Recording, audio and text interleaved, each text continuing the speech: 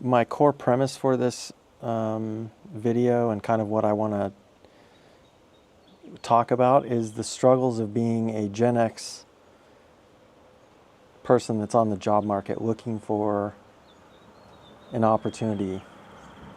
And I decided to start out a 30-day vlog challenge where I'm going to record myself for 30 days every single day and post a daily vlog. And so I'm starting here in my office in the morning. I'm going to run you through a little bit of kind of get ready with me on a typical day. I would start out by saying that I'm in an interesting situation. Maybe it's not. Actually, I've been unemployed now for 2 going on to 3 months, which is not fun. As the breadwinner of my household, it's incredibly stressful. It's been a hell of a challenge and not something that I recommend for everyone. Definitely not. So the job market, for those that don't know, at the kind of mid-senior level has not been good. It's been very, very challenging. I've applied to tons and tons of jobs. I've leveraged my network. I've interviewed at a few places and it just wasn't the right match. You know, it just didn't fit. And so I'm still looking and I'm still aggressively daily going in and looking for opportunities and, you know, networking and connecting and doing all those things. But I kind of decided that I wanted to record this and, you know, get myself used to recording myself on a day-to-day. And also, I'm going to learn a new skill, video editing. So bear with me as we go on these first journeys as I record this, because this is all new to me. I really haven't ever tried to record myself. You can see I'm sitting in here behind my green screen. I do like having a green screen in my office behind my chair, as you can see here. I find that the green screen when I'm on camera in a professional work setting, it really allows me to alter my background and show kind of a really high polished presentation style, and also keep things neutral. I've noticed in some situations that people have, you know, they've used coffee shops and other places like that. And I find as the person that's sitting on the other end, and I just touched the microphone, as the person sitting on the other end, it can be distracting. It can be really distracting to have a moving and live background, because I find that I have ADD, super bad. I get my eyes focused onto something in the background and who knows where my mind is going, right? And I can guarantee you this, it's not that I'm not paying attention to the person speaking, but more than likely it's causing my mind to wander because of their background. And so I have to either make a mental note to, you know, like put their video off to the side or kind of hide the screen so I don't get distracted by what they're saying and I can continue taking notes and doing all the things that I typically do.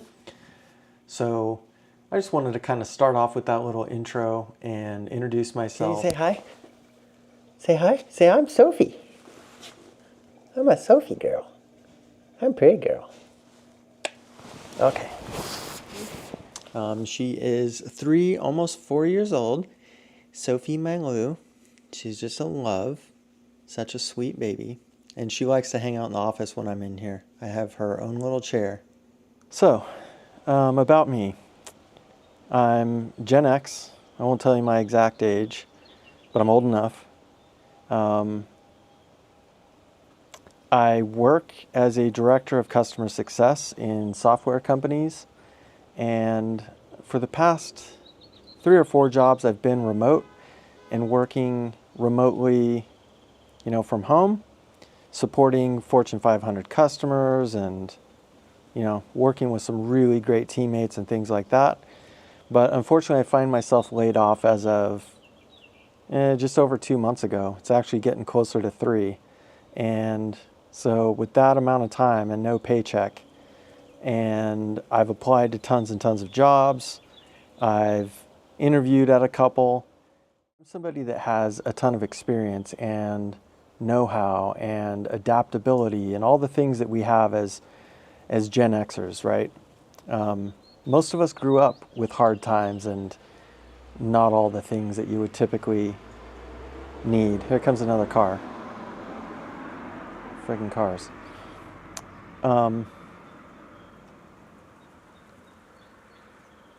Where was I going with that? So I think that there is ageism in the hiring in current state. I've noticed that I've been rejected from jobs pretty much right away after applying in some cases, and I think it's because they look at your profile, they look at your LinkedIn. Obviously, with LinkedIn Pro and things like that, you can see when somebody comes to your page. So you know who's visiting and all of that kind of thing. And I'm no dummy. When it says that someone, and it will say someone as anonymous, from XYZ company visited your profile, and by the way, I applied to that company, I know what they're doing. I'm hyper aware of it. They're looking at your profile, but they're looking at you to see if they can determine, I think, any of their biases, right? And so I've been a hiring manager. I know that biases can exist. The halo and horns effect, which if you're not familiar with that, the halo is, they can't see anything wrong with you because you somehow connected with that person on some level, and they view you as being a person that can do no wrong. Everything you do is just golden. And so you have the halo over your head. You're the angel. Conversely, on a first impression or something you say or something in your experience or the way you're dressed or the way you look, any of those kind of things can also give you the opposite effect, which is the horns, right? They view you as somebody that can do no right. And so I've experienced a little bit of that in the job search. I've seen a little bit of signs of it. And I know that it's not legal for companies to have these biases built in. They can't, judge you based on disability, sex, color, age, religion, national origin. There's tons of different things that are out there that kind of make it so that you are supposed to be protected. And age is one of those things. They can't discriminate against age. But I can tell you that 100% of the companies, they do have some bias built in. And I have yet to find a company that doesn't have some level of bias built in of some type. And it's really unfortunate. It's frustrating as a person that's a job seeker. It's not encouraging to go out and apply and know that you're probably going to get passed over for somebody that has less experience, but has all the right. Another friggin' car.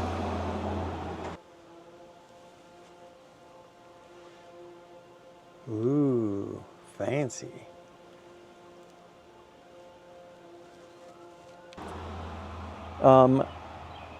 Someone that has, I'm going to be real curious to know, by the way, if the audio picks up those cars driving by and what that looks like, or sounds like, more importantly. Going back to the whole job search thing, I have worked with professional resume writers. I've worked with professional headhunters. I have, worked with some really good agencies that have helped tremendously with my brand and positioning and my resume and my keywords and my LinkedIn and all of those things. And it's great. It gives you a tremendous amount of confidence going into interviews, and it gives you tremendous confidence going into applying for jobs and networking and connecting with people. But what it doesn't do is it doesn't position you necessarily above other candidates that aren't paying for those services, that haven't had a professional manicure of their, I guess, public-facing image. It's gotten me in the doors at a few places, but it also hasn't helped me to break the barrier of getting that next position and job. And what's really frustrating is I have a skill set that I think a lot of companies are looking for and need, I have a very diverse background with a lot of skills, and I wouldn't say that I'm a jack of many trades and a master of none. I've actually mastered several of the key elements for typical people in my role.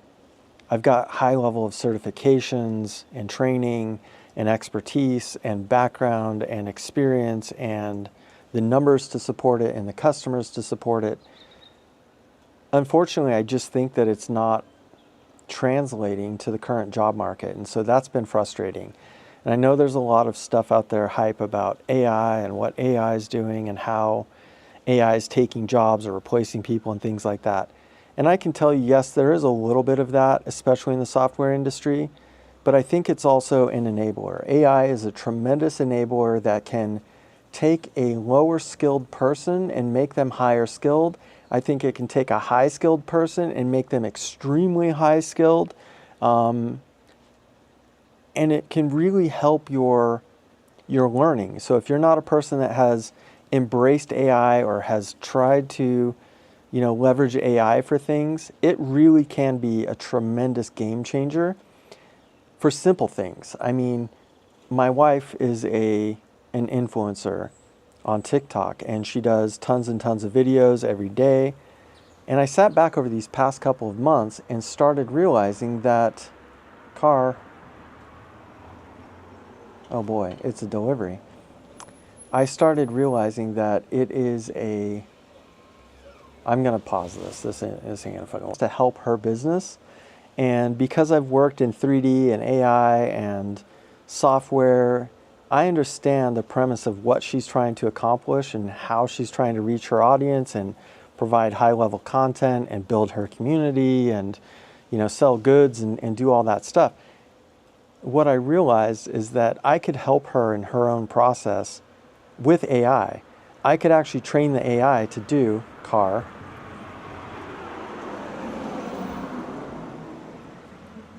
I could train the AI to actually go in and look at the way that she does her daily process, from everything from the intake of new items coming in to scripting and doing research on the product and getting all the right hashtags and the talk track and all of those things, and even setting up a shot list so she would know exactly what items to put, directly under the camera, or maybe it's something that because she does fashion and beauty, is it something she's going to wear, something she's going to put on or test out.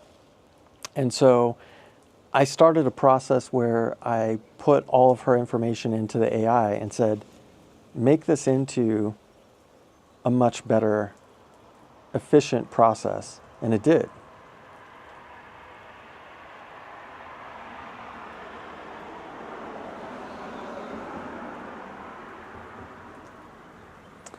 I watch the noise bar on the camera, and I can see when the cars are driving by, and it's really interesting because I could see it, spike, and I know that it's going to affect the overall audio quality. So hopefully I can either cut those out or trim them down so that they don't appear in the final product, or more importantly, so that you don't hear them as much, I guess, or override.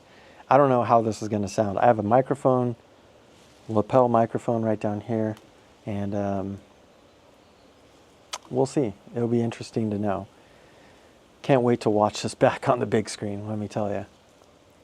So, back to my rant. So, I've been applying to tons of jobs, networking, trying to find my next opportunity, and so far it just hasn't come.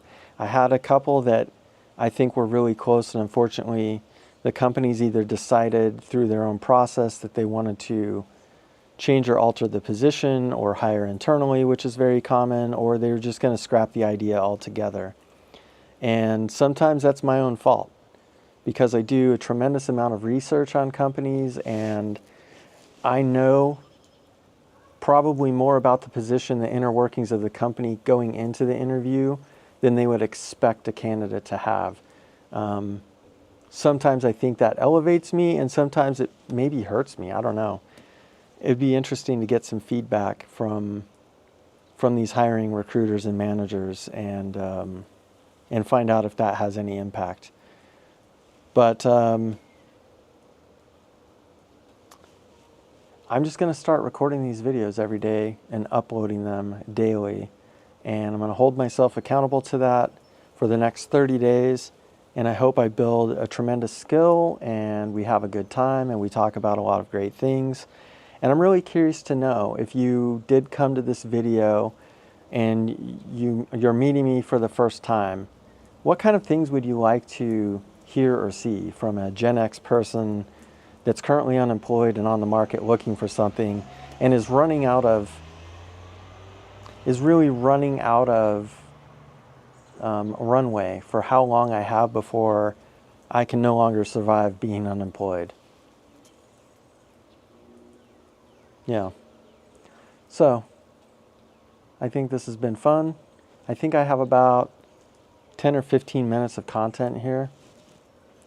I hope you enjoy the journey and hope you enjoy my videos, and maybe we learn something together. You know, I have a lot of knowledge on business operations and customer success and how to kind of bridge that gap between, you know, the product of the company and the offerings of the company and really what the customer wants and needs, and how to ensure that they get maximum performance out of, you know, their either subscription or, you know, the contract work that they're paying for companies for.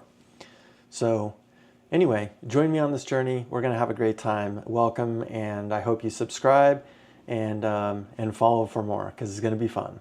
I do stream on Twitch. I play games. My Twitch handle is Whiskey X James. You can also find me on TikTok and now YouTube. And so I'm just building a community and, you know, similar passions, really chill, and I like to have a lot of fun. So I hope you enjoy the journey and hope you enjoy my videos, and maybe we learn something together. Subscribe and follow so I can get more cookies.